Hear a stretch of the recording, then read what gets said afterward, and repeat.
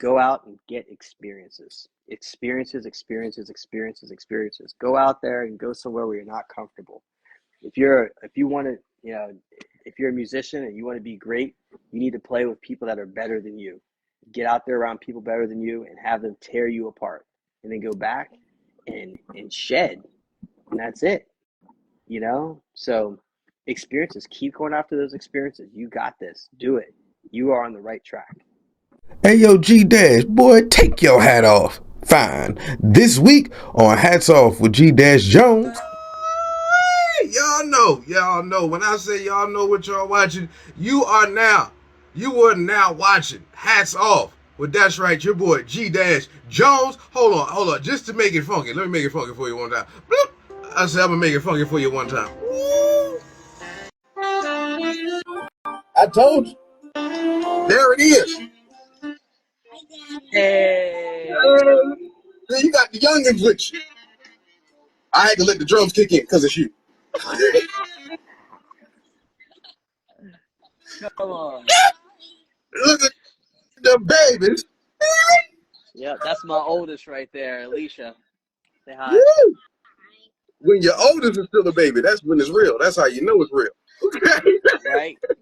You got some time to put in, sir. Yeah, man. Oh, Yeah. in case you don't know, you are watching Hats Off with G Dash Jones, featuring the one and only. Listen, this man right here, he is literally one of the leaders of Flux Creative Consulting. Fact, right? Boom. Okay, but we not done. He has done an ode to black women. All I did was owe them. Okay, I owed them a couple dollars. I still got some loans out right now, but he did an ode. Okay, Bow. He has produced the celebration of Black joy.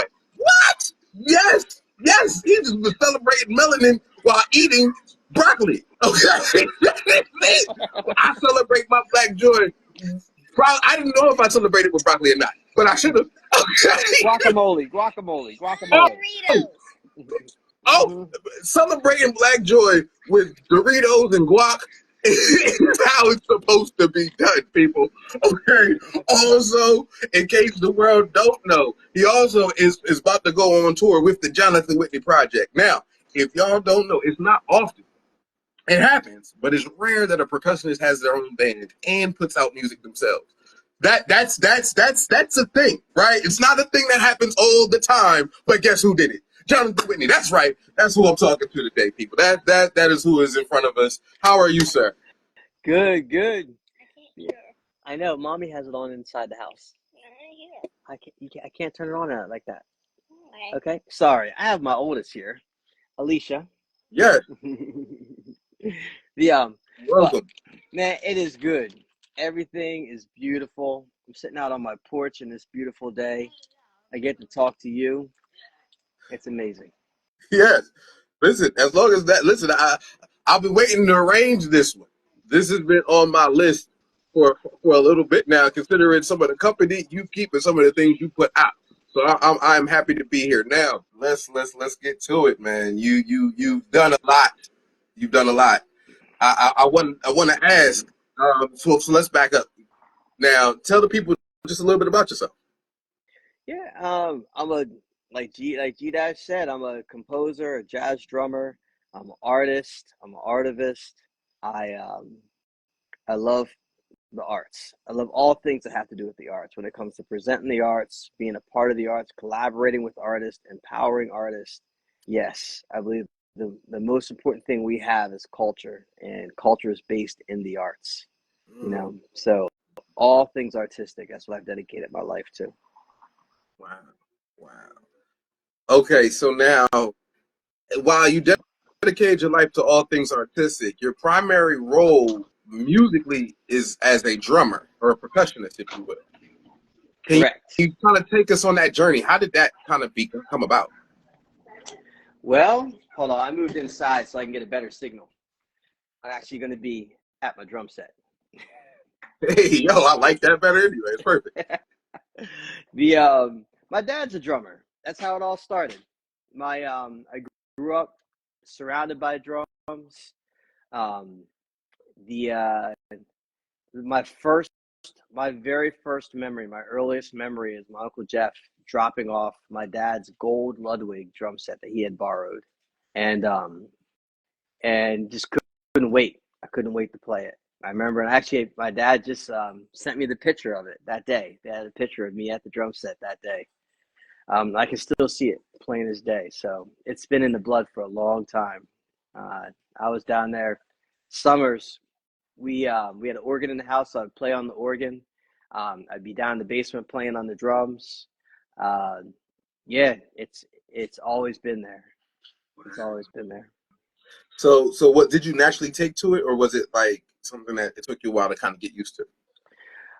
It's interesting because I took my first private drum lesson in college, so I didn't really have a ton of guidance. And my dad, he lets us just go after it, do your thing.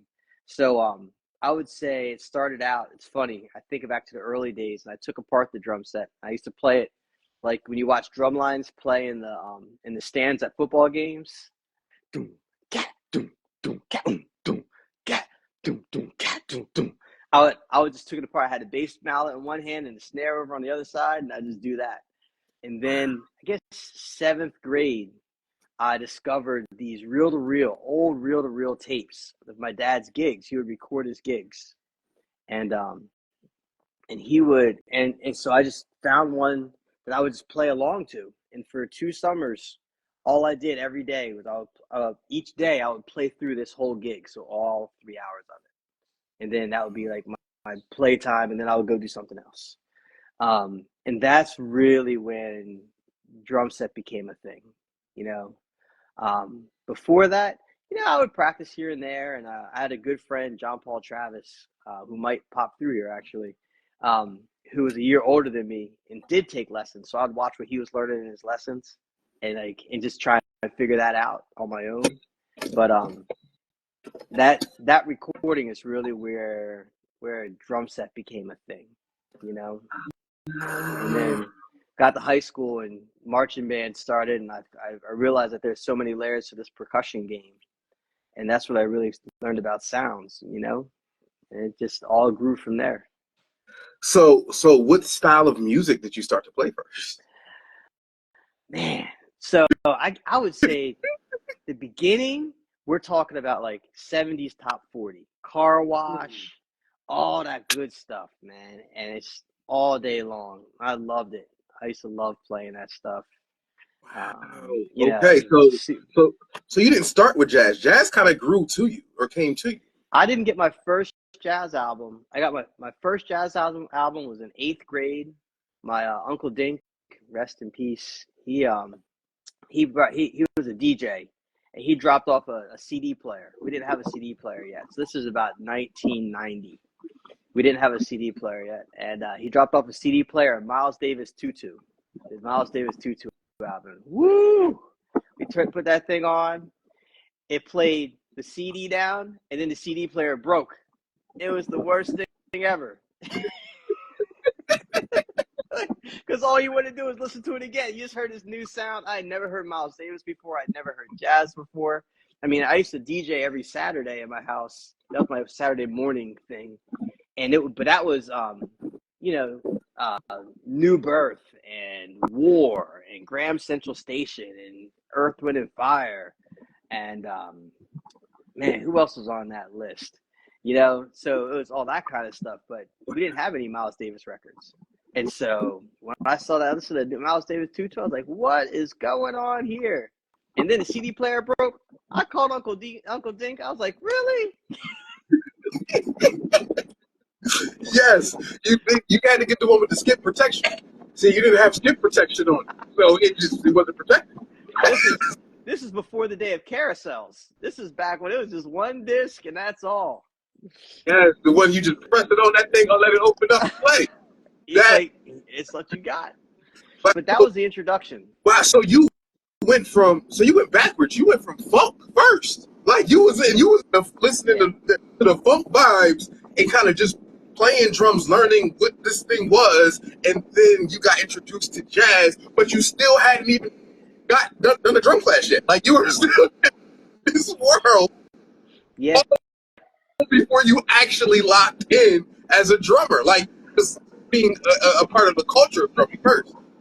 Yeah, it's true. I mean, the world of jazz began to open up, I mean, in all seriousness, it didn't really begin to open up to me my until my freshman year of college,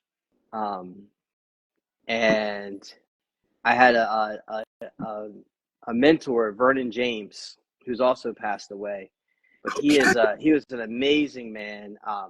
So my work study at college, I was the first in my family to go to college. So clearly we're trying to figure out how to pay for this thing. And so, you get grants and loans. And part of my package was I had to do work study.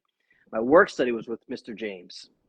And he was the guy who installed all the audio and repaired everything. Actually repaired, not replaced, repaired like VCRs and stuff in the music building. And and so you're like, oh, okay. And I loved electronics. My dad was an organ repairman, so that was in my wheelhouse. But I got there and I got to know him, and he would be, that summer he goes, I'm going on vacation for a week. I'll be back next week. And I'm like, oh, Mr. James, where are you going? He says, I'm going on tour with Gil Scott-Heron. I'm his arranger. So this guy who's like everybody overlooks in the music building as like, the guy who sets up the rooms and the guy who does this on his free time is going on tour with Gil Scott-Heron. And that's really, he was the one who he was like, all right, this is who you need to listen to. For 4 years, he was in charge of our jazz combo. That's the one class he taught was jazz combo. And he was in charge of our jazz combo. And we just got, he just taught us this is what jazz is, and not the notes and the rhythms, but the spirit of it. This is why we play jazz. This is what it's really about. Listen to this musician. Here's what they're reaching for, So he was amazing. He's the one that changed my life. Wow, that's real right there. He's the one who changed my life. So, yeah. Say that's where you learned the culture of jazz, the crust of it. Mm-hmm. How would you that though? Like when you say, "Hey, oh, this is what it is." How would you describe? Like, is it possible to put that in words? Yeah, it's the art of improvisation. It's the culture of constant creation. It's the culture of constant forward movement while still grounded in history and vocabulary. It's the art of standing on our ancestors' shoulders with the charge to continue to create. All that is deeply jazz. Jazz is not stagnant. If we look at it historically, jazz is the fastest developing art form ever. If you think about, take classical music, for example. Each period in classical music is about 100 years or so. Each period in jazz is 10 years. It took 10 years to go from early jazz, like that New Orleans stuff you hear, to swing. And then 10 years later, we got bebop. And then 10 years later, we got hard bop. And then 10 years later, we got avant-garde. We hadn't even gotten to 60 years yet.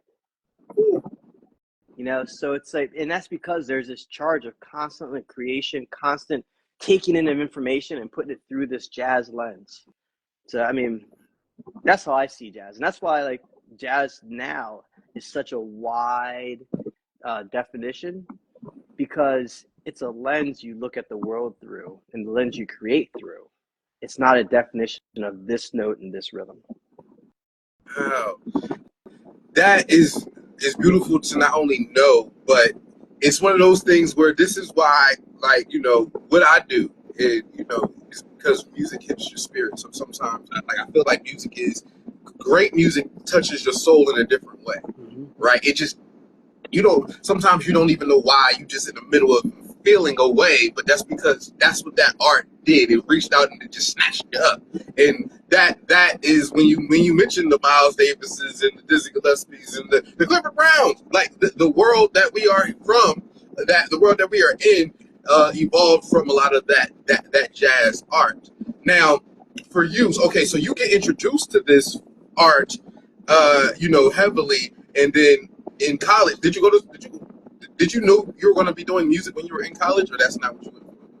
I did. It's funny. I got into University of Delaware as a chemistry major, and then before I got my acceptance in January, I realized I was practicing 3 and 4 hours a day, and I was like, "This is ridiculous." Like the thing I love doing, the thing that fills my cup is music. And so I had some great young mentors. Wes Morton, who was a senior at that point, or maybe Wes might even have been a junior at that point. I think he was a senior. And then Jeff Domchek. And they were both in the UD percussion program studio. And they took me under their wings and said, all right, if you want to audition, this is what you need to do, you know?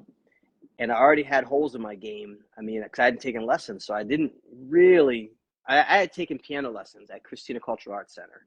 I was a United Way scholarship student there from 4th grade to 7th grade. So they're like, on mallets, just go in and play your scales and your arpeggios. You know all of them up and down. But I hadn't played any pieces, any solos. Didn't know how to play timpani. And I went in and I was an accomplished marching snare player at that point. And so I went in and played 2 high-level snare solos. And it said, like, this is who I am, And Harvey Price took a risk on this, like, skinny little black kid, and said, come on, let's do it. And he really took me under my wing, took me under his wing as a percussionist. I remember I was just telling the story last week. My first time hearing a symphony orchestra was in my first private lesson. And he's talking about these sounds and this sound matches that. And I was like, I've never heard an orchestra before. He goes, what? And we sit down and he puts on a record of Eugene Ormandy conducting the Philadelphia Orchestra playing Scheherazade. If you haven't checked that piece out, you need to sit down and check it out and only listen to Philadelphia play it because that's the best orchestra in the world. They have a whole different sound. So, okay, sorry, because I do this on my show. Sometimes I got to talk to my people, especially the people in the back. By the way, if you listen to this story, what I want y'all to know, exposure can change your world. Okay? Mm-hmm. Exposure changes your world. If you want to know something that you ain't never known, you got the internet now, so you have no excuse. But show somebody else something that they might not have looked up. Show somebody else an art form that they may not have explored. You may literally change their life, okay? Just by exposing them to a thing that they never knew existed. It's amazing. It's so true. And if you ever want to come over, I love listening to music. I love listening to music with friends. So, shoot me a message. Come on over. We can listen to music all day. I got the speakers. Hold on. That's over here too. How do I do this? I'll give you all a quick tour. It's messy right now because I'm in the middle of a lot of projects, but you got the system, the subwoofer down there, drum set. We can listen to music. Records are in the corner over there. So, I love how drummers just have random drums around. Like the amount of just around the house drums you got going on. And drums just around. Just because you said that, I'm gonna give you the hidden drum tour. Under the piano, more drums. Over here, more drums. Hold on, you want to go over to the stairwell? If I can turn the light on. Yeah. The stairwell. We're going to go upstairs to bed. Oh, look, there's a drum set. That's just, You don't have people under the stairs. You have drummers under the stairs. I was actually trying to figure out if I could open up that area under the stairs to make a place to store drums. How big is your kid? So I normally play a 4-piece. I don't like a ton of drums. So if you look, I'm right at it, so I can show you. There you go. So yeah, snare drum, tom, floor tom. This one has an extra crash cymbal right now, so I'm getting ready for a Celebration of Black Joy show too. So it's small. I don't like a ton of sounds. I might add another floor tom over here. Eventually, I've been toying with that, but it's not there yet. So, but not you know, I don't need my first drum kit I bought, you know, with all my money when I was 22 was a 6-piece, had a snare drum and 4 toms and this big old bass drum. Ain't nobody trying to carry that around. I guess that's okay. I totally didn't think about that at all, but I guess Listen, that is part of the thing, right? You got to be able to move it around if you got it. well, here's the thing: if the guys that have a drum tech that somebody else is setting up their kit, they got these big old kits because they don't have to carry them. When I show up to the gig, who has to set up the kit? Jonathan. At the end of the night, when everybody else is packed up and leaving, who got to pack it up and put it in Jonathan's car? Jonathan. I want the smallest kit that still sounds good. He said, "You All need I to need. I have to play. I don't need a bunch of unnecessary drums that I'm not going to use today. Mm-mm. What do I drum in Harry Potter under the stairs? Yeah. Is hilarious." Okay. Right, so now, so you're in this world of playing, and then you say, "I want to write my own." How do you go from just playing music that you were barely like? Because to be clear, you got classically trained late. You learned how to read it. All the things happened later for you, but then you said, "Well, I can write it now." Okay. So, how did that happen? So I remember I told you earlier on that we had an organ in our house. I would spend hours just playing the organ. I didn't know how to read. I would just sit there and play what sounded good to me over and over again and experiment with the sounds. And so I think, and I try to do this with my girls, I think that strengthened my creative muscle. You know, the fact that there's music inside of me and I could trust that music to come out. Um, the There's a long winding way to how I got to writing jazz, you know, but the reason why I got to writing jazz was because of Mr. James, because he established that part of being a jazz musician is composition, is writing music. That every jazz musician should be writing music. It's part of finding your voice. It's really improvisation, just edited. You know, it's really all it is. You know. Oh, I'm an improv artist, and Yeah. now you just broke me with that thought. Tell me, you gotta. I need a little bit of expounding. Yeah. So if you think about when we improvise, right? There's a stimulus there. We set parameters inside of our head for ourselves in order to enable some type of creativity. Um, uh, uh, let's say, for example, for a jazz player, we're playing a blues. It's going to be a medium tempo swinging, right? And now I know, all right, this is all the vocabulary I have that I can play in that space. Um, and then for a horn player that's playing along, like, all right, I'm gonna play some bluesy lines. I'm gonna do this thing, and I'm gonna play double time to make it feel fast and like a little flashy, you know, and all that's happening in the moment. All composition is now. And sorry, the last thing I'll say is it's happening in the moment, and the greatest improvisers are wholly in the moment and don't think about what they just played, unless they're resolving it, right? Like when they think of the big picture as a phrase, they might think of it, but they're not thinking like, I like that note, I don't like that note. It's always like forward moving. You're moving through this improvisation. What all that composition is improvisation. But now I get to stop and say, I didn't like that note. I'll change it and try a different one. You know, there's all these other things we can talk about. You know, there's experimental composition and all that kind of stuff. But in its nutshell, it's improvisation with editing. You know, slow So down over time. you kind of so you play into it, and then you document what you've created and edit. Play in, document. I write at the piano. I take my time. Yep. I write at the piano. I write by hand. I have pencil and I have journals that have music staff paper. Actually, here's one. Ah, I was just looking at it. Can you guys see that? Let's see. If I go, yeah, there we go. You know, that's a, what is that? That's a string quartet that I was working on.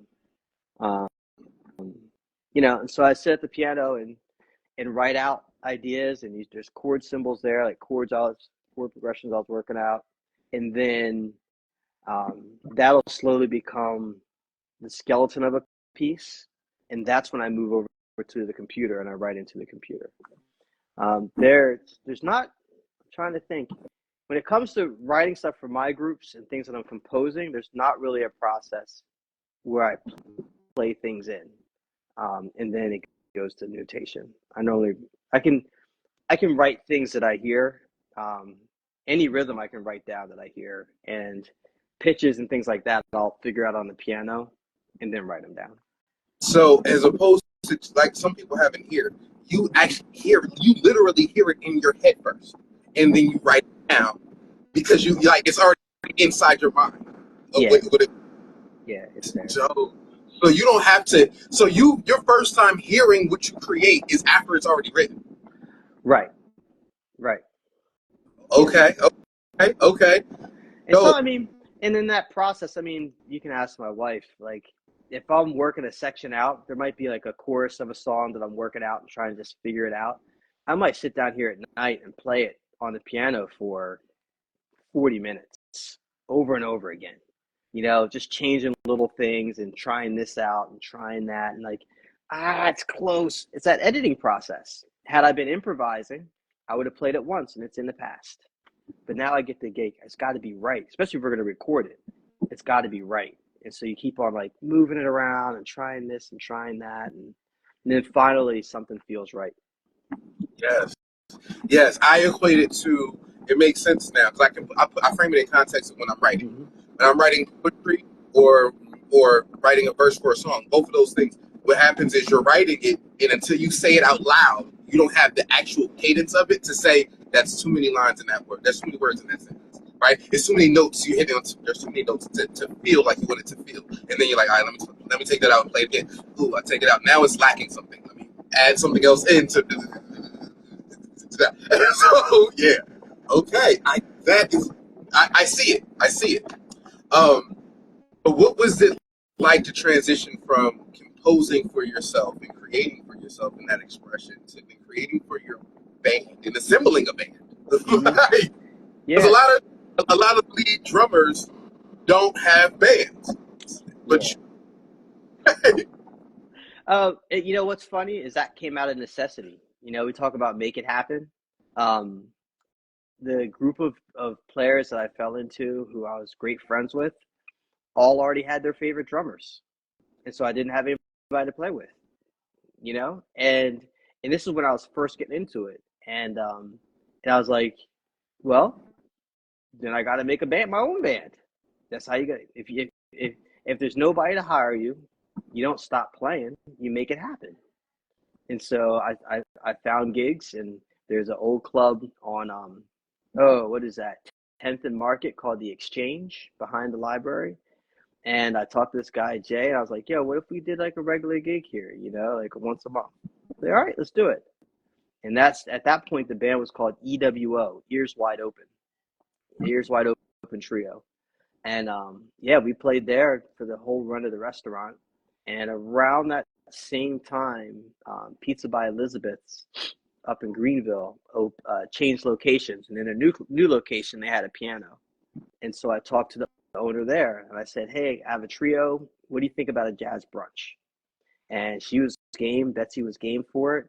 And we've been doing that jazz brunch for, I think we're nearing 15, if not 20 years at the same location. And for the first 5 years or so, it was every Sunday, but it's been every first Sunday for at least 15 years. So it's been a long time. Real quick lesson in the back, you listening, whatever, if you feel like you don't know what to do because you don't know who to play with, that's fine. Create your own. Okay? I'm going to say it again. Create your own. Wait, where am I going to play? Go to some open mics. Delaware Music Network has one, by the way. Shout out to them. Yep. Go to some open mics. Also, feel free to pitch it to certain places. They going to tell you for the first time. It's okay. Find somewhere else. You'll figure out why they said you know crack. Clean up the pitch and then do it again. But do it. Okay? Yeah. Don't just give up the art because you couldn't figure it out. Make your own opportunities. Make your own opportunities. And then I guess the other part of it is for people that are just getting into it is be reliable. Show up on time. And I don't mean on time as in like a gig starts at 6 o'clock and you're a drummer and you showing up at 5:55 because you got drums to pull in.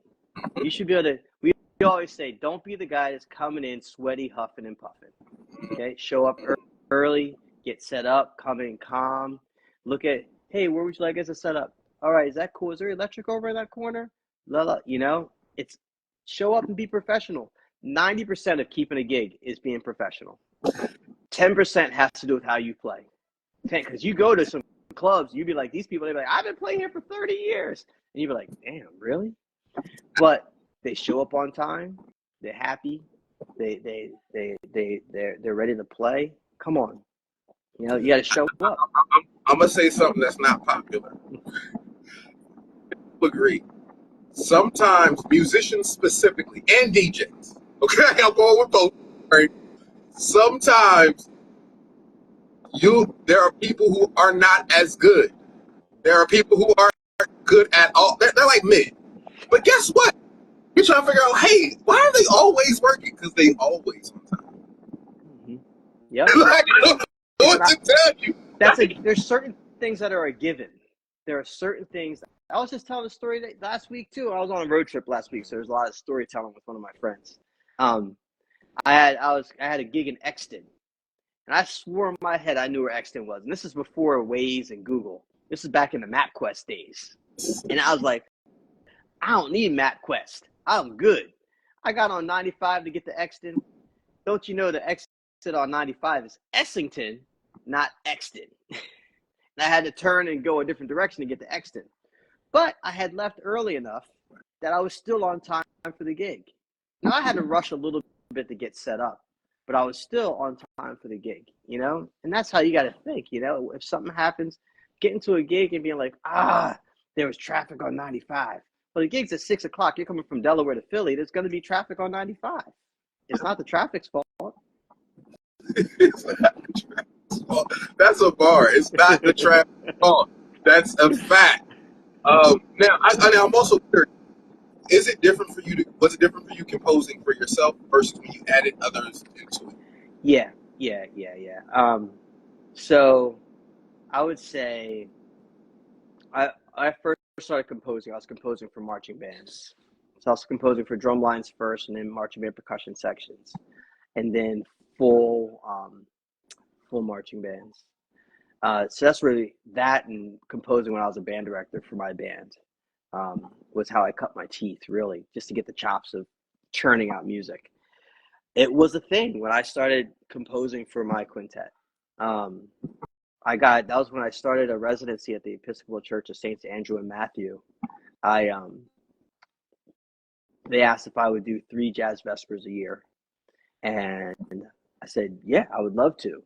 But in my head, and I've done this with every time somebody's asked me to play something special, is we're going to be playing my music. I'm going to write new music. I'm going to use this as an opportunity to get paid to write music and then to have a group play it. And that's what I use those opportunities for. And, the first album we did in 2020, that album is all music. Almost all of that music came out of that residency, almost all of it. So that's that was the opportunity. And then, writing for that band, it slowly has morphed, it's got a very specific sound, you don't see bass clarinet very often now, and I love bass clarinet. That's thank you to Mr. James, who used to play that chair. He played tenor or alto sax and bass clarinet in my band till the end of his life. And then trumpet and EV, this electronic valve instrument, which is that electronic sound you hear in there. That's EVI, electronic valve instrument.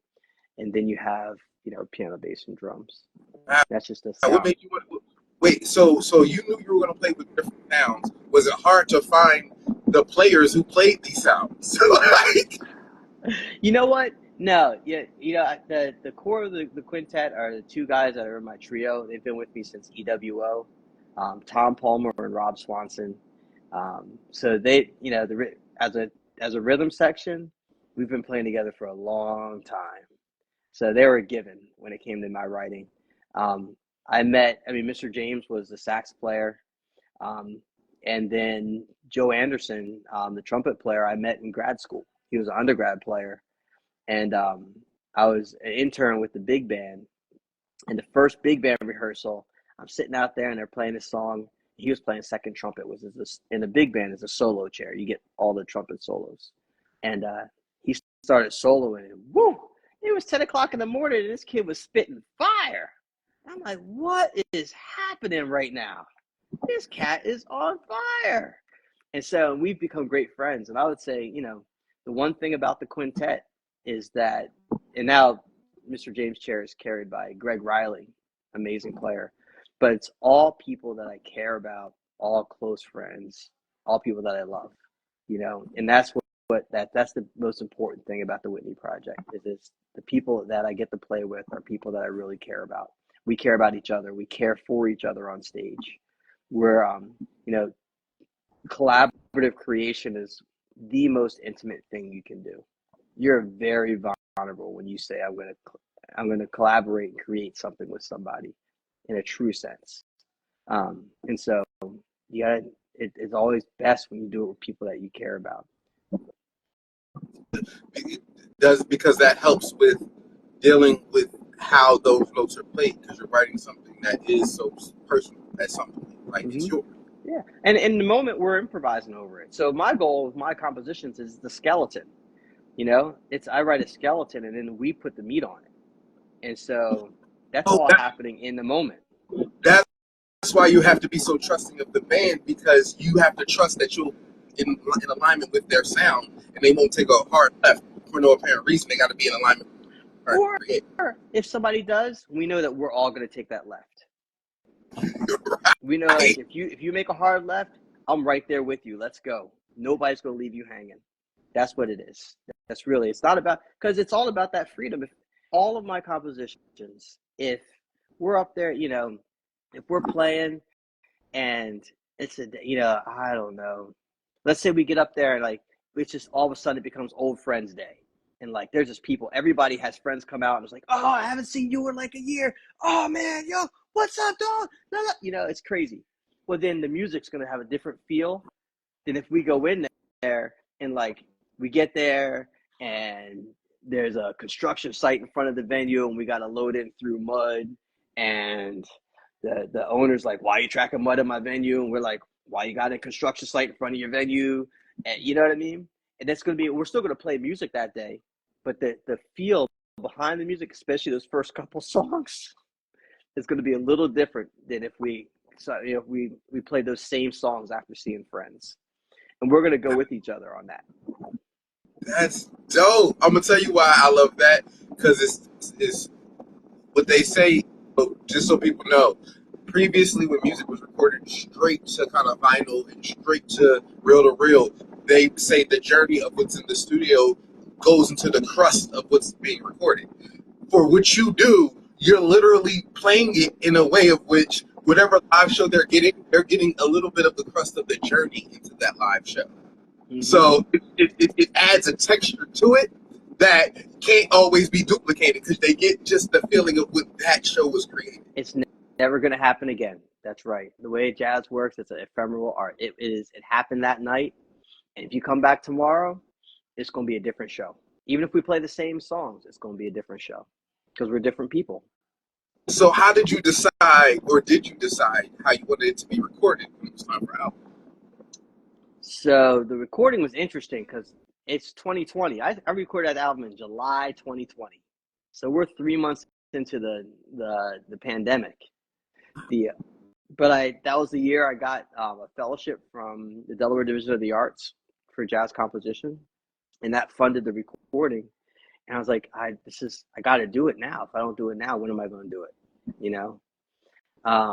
And so what we did is we cut live. So a lot of pop bands now, they'll cut each person separate.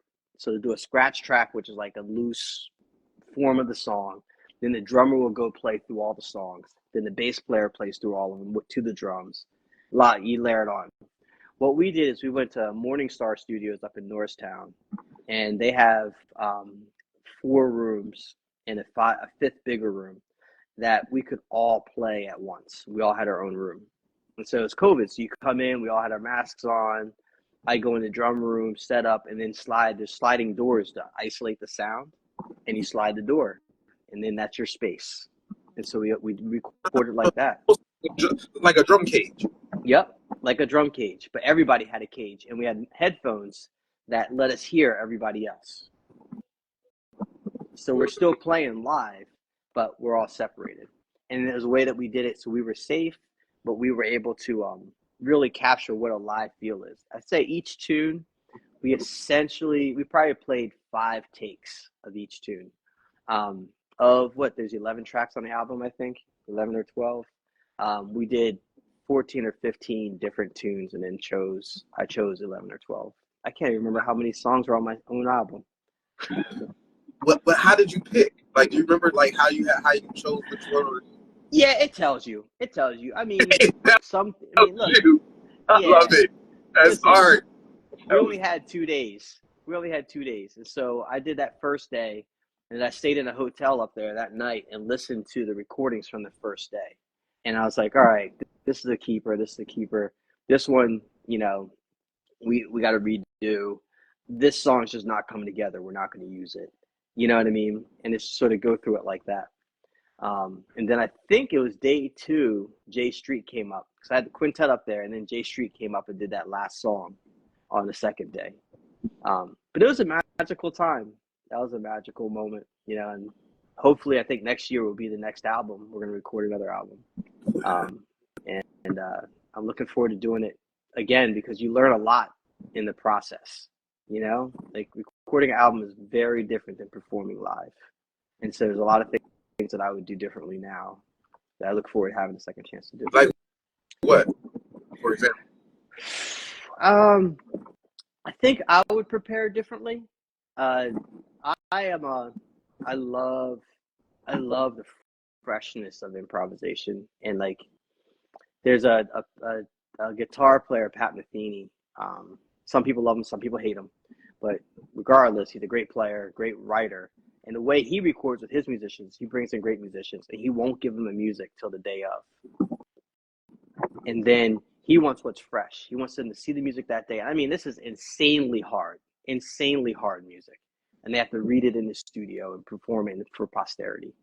I think I had some of that in my head. We had played these songs a lot, but I wanted them to be fresh. We didn't rehearse a lot. We couldn't rehearse a lot because it was the pandemic.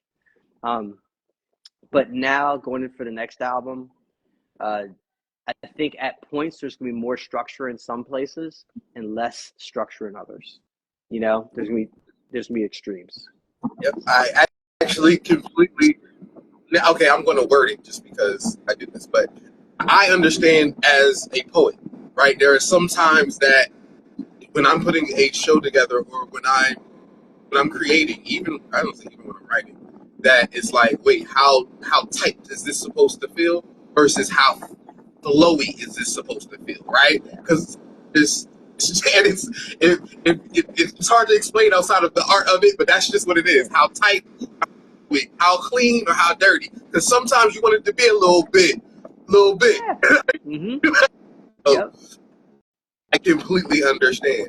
Now, okay, right? So now you go from, because there's actually, what I love about your story is there's a clear delineation of growth and progress, right? So now, okay, cool. You go from composing the Jonathan Whitney Project, bow, and then you said, well, what if I produce projects? Okay? And it expand, right? So then, and you added this artivism element to it, right? With it's like layered almost into that, and then we get Ode to Black Women in Celebration of Black Joy, okay? Which are, well, can you tell us about how those came about in that level? Yeah, it's just funny. Those are 2 very different projects, both collaborations. Ode to Black Women actually is not my piece. It's a piece that I collaborated with Ashley S.K. Davis, the amazing choreographer at Pieces of a Dream dance. and she came to me about this. We had worked previously on, oh, I can't remember. We did another dance suite right before that, which I can't remember the name of. It was beautiful. It was a response to 2016.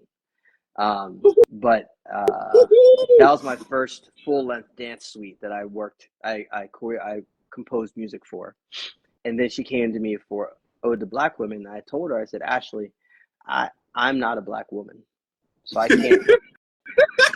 I'm sorry, I knew you weren't one, but that it was like, go ahead. So I had to like put it there, and then I said, this is your. I will help you bring this to life, but all the music has to come from you. You can choose the players if you want to record some other people, whatever you need, but it has to come through you, and I'll be a vessel. Because it wasn't about me, and it wasn't about Black men. It was about her. Wow, what's that bubble all about? I think your hand went down, and when you do the thumbs down, it does the thumbs down. Like, yeah. So, and that's how we worked together on that. And we actually, I composed a little bit for it, but it was really her ideas and her melodies. And then we went to the recording studio and recorded one of her really good friends, whose name I can't remember right now, who was an amazing classical pianist. And I produced that part of the recording, in the recording session. So that's that. That's Ode to Black Women. Amazing piece. She's actually going to be performing excerpts of it at the UAE on September 19th for the dance festival. So that's going to be amazing to see that piece again. I actually never got to see it performed. I had a gig the night she premiered it, so I couldn't go. This was like the whole thing with being a musician. You never get to see your friends. And then Celebration of Black Joy, man, that's a collection of best friends right there. I mean, it's kind of crazy. Jay Street and I have known each other since 98, 99, maybe before. Naja Nicole, Kim Graham, who I guess the first time I worked with Kim Graham was 2012, maybe before then, but I think 2012, 2013 was the first time. Nope. Before then. Either way. So Kim Graham, Mike Boone, bass player, and then the sax player was Herroy Turf, and right now it's Perry Williams. That group I got asked by the Delaware Theater Company to do a performance for do a run. So you do 4 days, a 4-day run. And I said, sure, as long as I can create a new work, as long as I can do something new. And they said, go for it. And so I called these guys and Tahira, if you know Tahira, the storyteller, and I said, I guess I have to back up. In 2018, I commissioned Jay and Tahira to do a new piece about women to 1968. And they did a storytelling piece with musical accompaniment. At the end of that work, Tahira does a monologue on Black Joy. And she just that she brings it. And this is a work about, that's our longest, we were the longest National Guard occupation ever in American history, and at the end of this work about that, she does this whole monologue on Black Joy. And she says, but through it all, Black Joy is our greatest protest. I'm getting chills right now because the way it was just a magical moment. And for myself, and I know for Jay too, it was like a point. It was like that one of those points you just talked about in your life where you go, wow, my whole view of the world changed. I thought it was purple and it's blue. It was one of those things. And so we got to this opportunity, and I bring these people together, and I said, listen, I want to put together a show. And this is, January 2021, we're in the thick of it. George Floyd, Ahmaud Arbery, we're in the thick of it.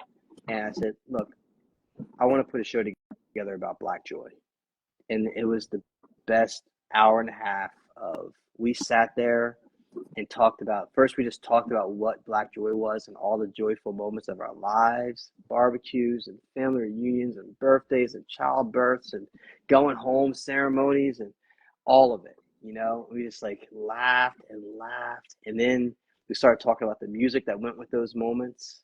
And then it just became Celebration of Black Joy, this show that is a mix of storytelling and music, of all genres, from gospel to R&B to soul to jazz to blues. It's one of those works that we it's every time we start to rehearse it back up again, it's special, and it's hilarious. I wish there could be. We probably should do like an Instagram live, because we could go viral, because it is just all jokes all day. I mean, come on. Well, you get a bunch of best friends together. Or I vote that at some point you create a documentary of the process of doing one of those shows, because it would be hilarious. It would also be informative on the behind the scenes. Like it's there's a lot to that of what you're building there, sir. So like that thing. Mm-hmm. Yeah, and it's all people. The key to it is that, like, we are looking at Black Joy through the lens of protest, and the fact that Black Joy has survived all that has been thrown at it is an act of protest, the greatest act of protest, and so to have people come together who are activists, are actively trying to change systems that are working against us, and say, look, you can't take our joy. That's it. Okay. Message in the back. Just so you know. Okay. I like for people. Hey, watch your hats off with G Dash Jones featuring the one and only Jonathan Whitney. Here's what I need you to know. If your art has context and message to it, a little bit of weight. I don't even need it to be extra heavy. It ain't gotta be a handbill, but a little bit of weight. It makes it allows for it to be not only something that can be repeated, you can come back and do more of it. You can get residencies or at least placements where you can be consistent with it. I'm just giving you the business side. Outside of the business, it will touch people's hearts, and it will do something that will last for a long period of time. But if you have a little bit of weight to it, okay, they will connect to it and they will stick with it. His Celebration of Black Joy is something that has been running since 2021, because it connects to people. Literally, that's the purpose of it. It connects to people without alienation, and that is amazing to me. Now, with that said, chicken or egg question: what came first, artivism or the art? So, when did you become an artivist, as you call it? I think that came. I learned the term in 2018. So, but I think if you think about my life of just saying that there's certain things that are right and certain things that aren't right, I've been that person for a long time. I've been that person for a long time. I wasn't at organized rallies or anything, but even if you go back, senior year of high school, I wrote my research paper, my senior research paper on the ethnicity of characters of the Bible. And they all black, at least most of them. Yeah, I know. And I had a teacher fail me on the content side because that wasn't true. And here's the best part, though. This is my favorite part of this whole story. Is I said, okay. And my dad was currently in seminary down at Wesleyan in DC, and his group of people, his cohort, were all the major minds around the new movement around ethnicity of characters of the Bible. And one of his mentors was Kane Holt Felder, who was the creator of the African American Heritage Bible, which recontextualizes the Bible through an African lens. And Kane Holt Felder read my paper. And so he's like, it's right. Like, he's drawing the lines as a researcher. These are the same threads that I drew. This is da-da-da-da. And so she ended up having to change my grade. I want to know where she thought they were from. Okay, not doing this right now. Jesus was sunburned. That's all. He got real sunburn all the time. At the end of the day, he had to come from Africa. Like, there's no other place he could be from. Like, that's where it is. It's not like it's like location geography, but these. So here's the thing. Okay? It was the whole thing. Okay. So as this progressed into your music, how do you? Is it a concentrated effort to add that artivism aspect to the art, to your creativity, or does it happen? It always happens. I mean, I write music for a reason. Um, Even if you look at the album, you know, violence follows the silence. That's a piece about the increase in violence in Wilmington neighborhoods after a witness list was found on a detective's desk. Dreaming of Peace is about kids dreaming of peace. Circle of Love is about that, just that. Um, I wish I knew how it would feel to be free. I mean, come on, listen to the words of that song.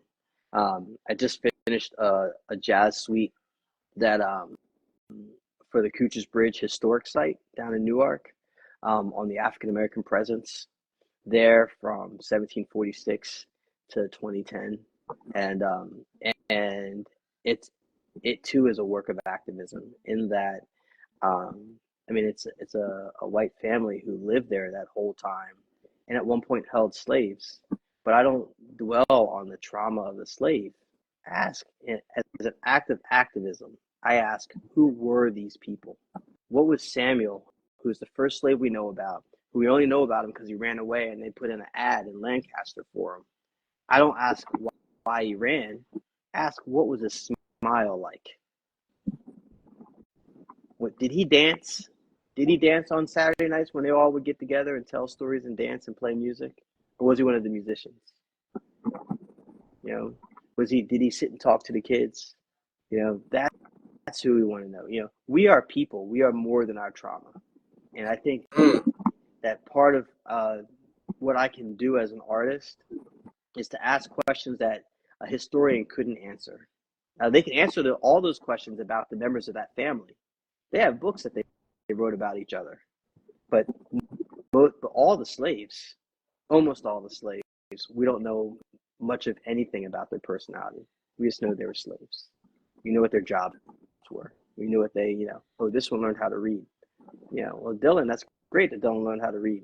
But what was it like to be Dylan? Did he like to run? Did he like to play? Did he just swim in the river? Who was Dylan? You know? Yes, he designed a part for the mill. That's great. That means that he learned how the mill worked. That means he's a smart man. Did he ever build anything else? You know? Did he pass it on? Did he like to have kids with him when he was building? You know? So I think that for me, that's my activism. You know, is that like every piece that I write is going to bring these threads in. I'm working on a battle piece right now for that same project, the Battle of Cooch's Bridge, but it's going to have a theme about Benjamin Harris Martin.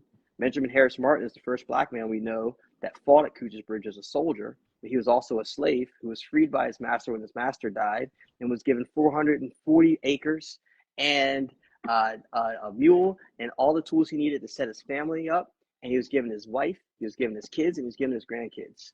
I'm not worried about the fact that he was a slave. We know we had slaves. I'm talking about, we need to tell the story about Benjamin Harris, the man who was freed and was able to set his family up with intergenerational wealth following that freedom, you know? And that part will also be a part of this battle piece, you know? So even in the piece about a Revolutionary War battle, we're going to highlight this narrative, you know, this black life who was a slave, but we're not highlighting the trauma. We're highlighting the greatness. Yes, okay. I'm here for it. That is beautiful. This is see, and this is the power of art, right? To me, that is the power of art, is to tell these stories, make these connections, and to build these futures in people's minds based upon the history that was created, and not just dwell on the trauma. So I am here for that. That's dope. Now, okay, right? So you're in this whole world of a thing. You do all of this, right, sir? And then you said, well, I think I want a consulting business. like it's almost like the personification of he's not done is how this is. Like, I think you get bored and then decide to create your next venture. Like, it's time for the education. Okay? So how did you get that? And now, mind you, just so people are aware, from what Flux Creative Consulting does, on that back end of between audio works and writing and is heavy on the back end and foundation of what arts can be. How did that happen? Yeah. I mean, there's a couple different ways we can talk about how that happened. It happened during the pandemic when everything was going crazy. I was working at the Delaware Art Museum, and I just, a museum has to be a conservative place. There's a lot to protect there, and but during the pandemic, myself and my business partner at the time, Eliza, we just had 1,000 ideas of ways to bring the arts to people. That's all we worried about. Every day we thought about it. How do we get the arts to more people in this time when everybody needs it? Performing arts. I was doing these videos where I would pay musicians to do 30 minutes of music in your home studio, videotape yourself doing it, and we'll pay you and we'll put it up on the museum website. Just think, how do we, number one, take care of our fellow artists, but also how do we get the music out to the people? How do we get art out to the people? And so we were just constantly working towards this thing. And then May 31st, 2020, we had the disturbance of the riot downtown. And Eliza and I were like, we got to do something.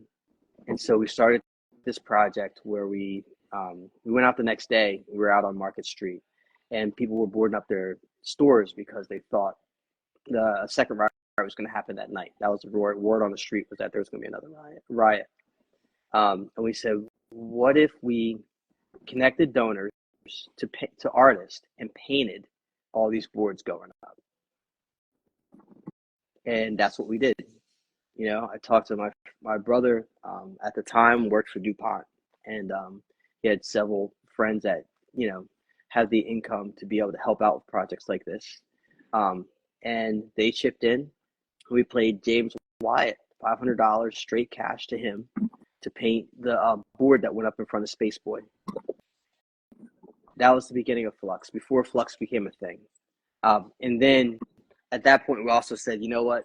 Now it's the time for us to split from the museum and do the work that we were doing at the museum, which is connecting the institution to communities, but help other organizations across the state to figure that out. And that's what we started doing. We started helping all these other organizations.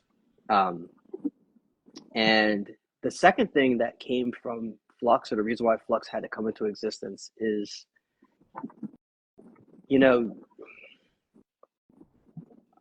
one of the things, I guess all of us with kids and families are in a search for, like, what are we going to pass on? How do we create intergenerational wealth? How do we figure out this thing? And that's how, hold on. What's going on? Okay. My phone said that it was dying, but it's not dying, so that was weird. How do we create intergenerational wealth? And you do that through business, And so we had a couple great mentors. Joe Del Tufo from Moonloop Photography was a great early mentor. Shared many great business contacts, including our accountant, who I still use. And we talked, just learned how to organize a business, And so now Flux became a thing, and we help organizations connect with communities, along with producing events like the Clifford Brown Jazz Festival with the city, booking the amphitheater, running production for major events, booking a series at the Delaware Art Museum, helping many organizations live stream throughout the pandemic when that was a thing. That's what Flux did. We're in multi-year contracts with some institutions, just helping to set up a culture of community engagement, of sharing of power, of sharing of decision making. So that's what Flux is. So you're literally able to use your audio chops your audio and tech chops that you always had, and enjoy, as well as connecting money to the arts, right? Because that's a thing. Yeah. By the way, in the back, artists, newsflash, you don't gotta starve. I know what they said. The thing. They've been saying it for a while. They said it. They called you starving artist. It was like a name. They even wrote starving in cursive. No. Okay. No. All right. So Okay, just throw that out there. All right, now, amazing, very, very, very heartfelt. I asked this. Oh my goodness, I'm very curious. You could give advice to a younger version. Oh, before I do this, before I even go there, what's the difference between going out on this? By the way, you have a couple of dates. If you go to the project site, you will see some. It's going to go up the Eastern Seaboard. Shouts out. What's the difference when you're preparing to travel for like this, and versus previous efforts and previous shows? Yeah, I mean, I've performed regionally with other bands, but take it out my band. I mean, I'm a artist with the Creative Esquires agency. They're my management group, and so it takes reaching out to a market that you're not in yet. I've never performed in New Haven, and finding a venue to take a run with me. You know, um, and so that's the thing.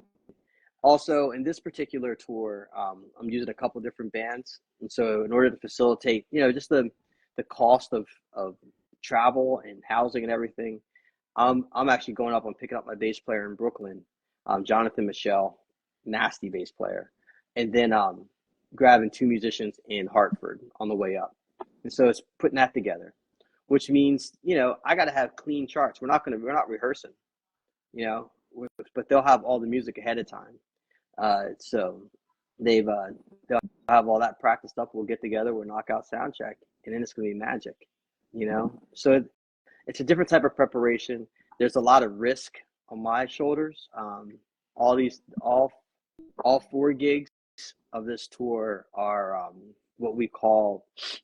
I get a percentage of the ticket of the door, and so, but I pay my musicians a guarantee.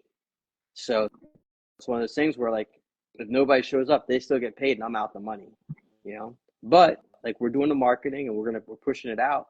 And if we pack the house, it could be a good night for the Whitney family. Well played. Listen, I'm all for betting on yourself, especially when you've done the work, Yep.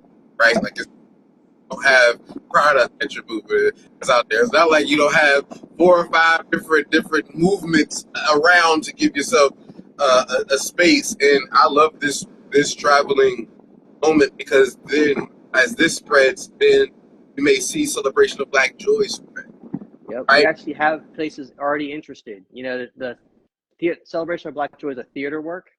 So we're looking at bigger spaces, but there's, and they book farther out, but 25, 25, 26, watch out. There's interest. We're going to contract. We haven't signed one yet, but it's coming. I can't wait. I can't wait till that first announcement for Celebration of Black Joy. I can't, I can't wait. We've done it several times all over the state, but my goal really, and my goal for my circle of musicians, there's a group of people that we hang and support each other. It's not just musicians, artists. And the idea is that the next level is when you begin to think outside of your immediate market, your immediate region. It's one thing to like want to do 30 gigs in Delaware. It's another thing to want to do 40 gigs nationally. Mm-hmm. And what does that look like?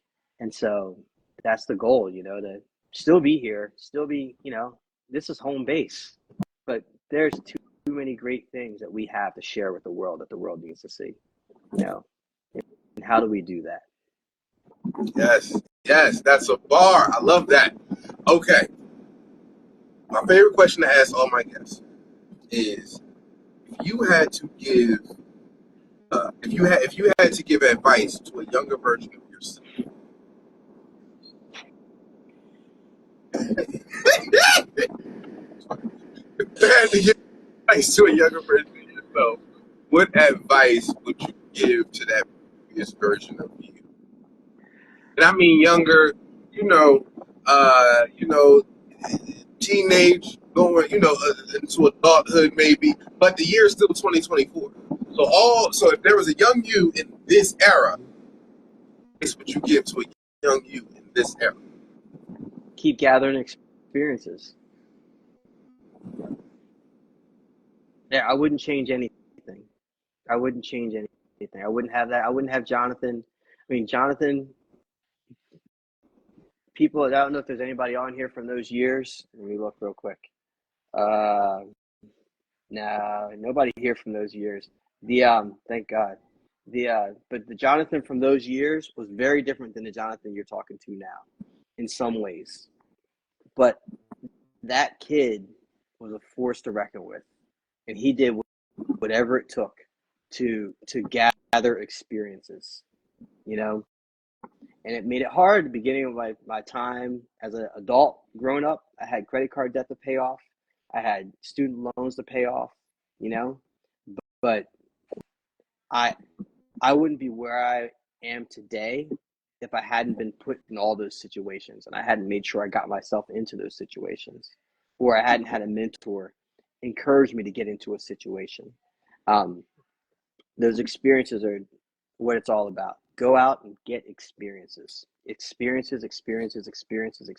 Go out there and go somewhere where you're not comfortable. If you want to, you know, if you're a musician and you want to be great, you need to play with people that are better than you.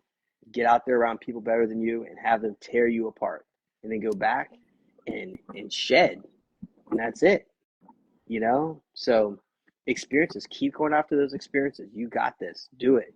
You are on the right track. Dope. Again, listen, if y'all didn't hear it, rewind it back. You were watching Hats Off with G Jones, featuring the one and only Jonathan Whitney, and he just dropped some gems for yourself. That and if you don't understand how much he believes in that statement, then you missed the adventure he's about to go on with his band up to Connecticut. Because that is an adventure, especially with how he records the album and the prop spaces in it and how it's played. It's a whole world of experience and adventure. So he really means it. So I believe that. Oh, with that said, as you may know, because you've heard me do this before, but you've never quite participated in this moment, I tell people, if you give me a word, I give you a poem. Shouts out to Candace Conclasion. Listen, I only say her name right now because I would love for y'all two to meet and do business together, because she is an excellent jazz singer. She's an excellent singer in general, but regardless, I tell people, yes, y'all two need to connect. But I tell people, if you give me a word, I give you a poem. You've heard me do this quite a few times around, but you've never given me the word. As you think of the word, I need to do a quick hat tip. I said a quick hat tip.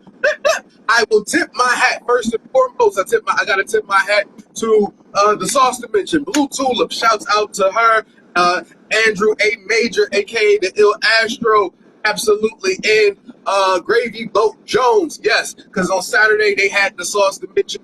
It was a art show with the hot sauces was there.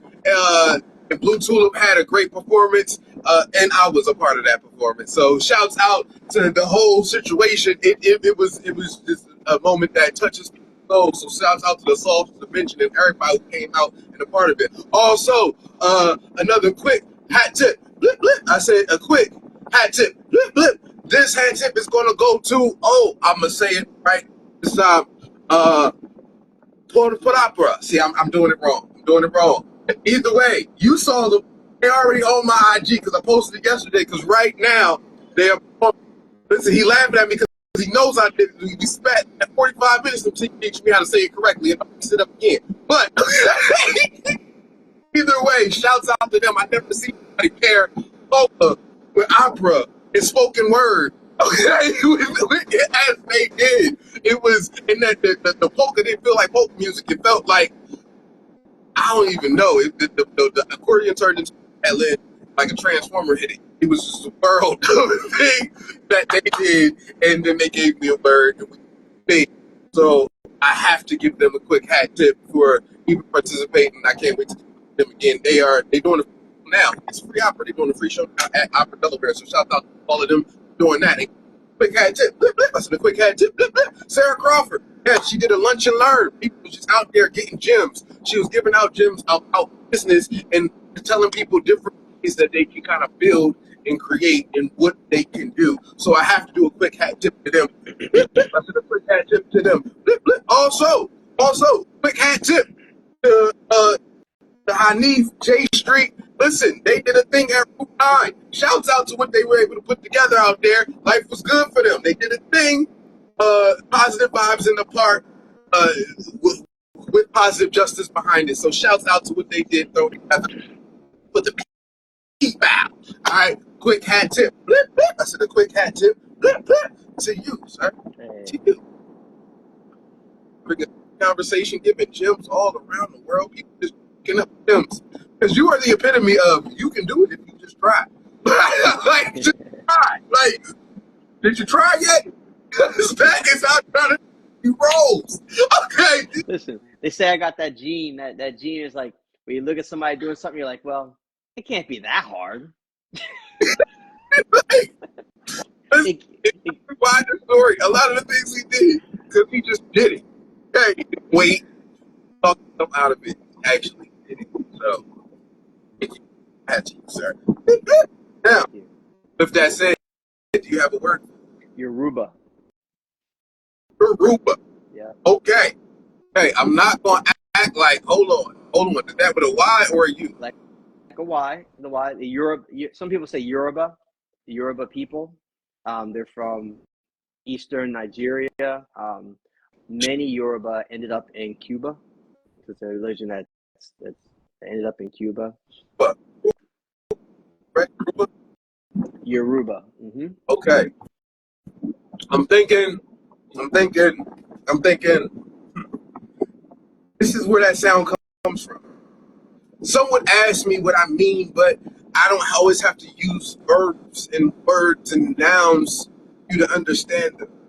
Some would say this is where the flow comes, that spirit in ways that you don't know, but I promise you'll get into a different gear when you hear it. See, this is why you don't need to fear it. It speaks to your pride, talks to you on the inside. Some would ask me how do some of them come from these which they were already so wise. It's because the era that birthed that tribe came from a space that you can't even deny. See, I'm just trying to speak to you in a way in which my words can hit the part of your soul that was born to be wise. You can ask me, how was this feeling supplied? I will tell you, it came from a different rhythm. It came from a rhythm that may travel around before the transatlantic slave trade so that you could trade the sounds with vibration, the waves that makes you understand why, if you have this inside, you're not meant to be afraid. See, this is how the feeling is made. Okay, you can ask me, how does this sound hit so well? It's because it's made for you to be conversational, a place that can travel in the way of which, in case you can't swell, it's made for you not to just not being swell, but to live well. See, this is how they use their drums in a rhythmic way that hit well. Spanish-speaking nation, in words of which you're not meant to say, but it hits you in a rhythm that won't even delay. See, it's never on beat when it's at its perfect beat. See, they don't know what I mean. I promise you, you don't have to understand the words that I speak to understand the melody that I seek. See, this is what it's supposed to be. This is how it hits and speaks. See, you can tell me why it sounds like this. And I will tell you, because it comes from a place of pumped fists. It comes from a place of dancing that's more rhythmic than you have ever heard, but your spirit always recognizes it like nature does the birds. See, this is what it was meant to be. So when I tell you this is what you were meant to see, as long as you come from your spirit, you can't be a failure. You'll know why, since wise is the original Yoruba tribe. Hey, come Boy, I on. don't know what you gave me, but that was spiritual. Okay, I don't know. Hurt took me through a thing, and I went through a thing. Okay, I went through a thing. Now I gotta read to figure out why when I said what I said. Like that was. Listen, what we do is spiritual. You know, one day you have to have my sister Lily on here. Lillian, yeah, and we talk about that a lot with our music. That what we do is spiritual, and if your music isn't spiritual, it's not coming from a real place. That's a fact. I ain't even gonna repeat it. Rewind it back because you was meant to hear that part. Okay, if your music is, it's not coming from a real place. That's real. you so much. This was an amazing conversation. Amazing being here. Anything you want to say before we get up out of here, sir? No, thank you for having me on here. Just so you know, we got to talk hats sometimes. You know, I had dreadlocks for 30 years, and I wasn't able to wear hats. And so now I need to start. I want to start wearing hats, but I don't even know where to start. I see you got a good sprint start ahead of me. So Wait, you couldn't wear hats because the dress was too thick on the head? it's too big, you know, especially in my head, my mind where it got to be, they were too big. I had a couple hats. I still try to wear my Phillies caps, but they're like down over my ears. Yeah, you gotta get your resize on. You gotta get your size. I know. So we're gonna have to talk hats. Absolutely, sir. Again, thank you so much. Shouts out. Listen, if you're in New Haven, Connecticut, go see him. By the way, oh yeah, you can see me. I'm at the UAE on. I'm on the UAE doing a pre-show on Wednesday, right before Rebel Soul in 19th. Hopefully speaking, which is ironic, and we spoke about this before. Very similar to his show. We do similar shows, but mine's through poetry, connecting poetry to music, and it's a thing. So, 17. Yeah, with that said, as I always like to say, love yourself first, and everything else will fall into place. Thanks, brother.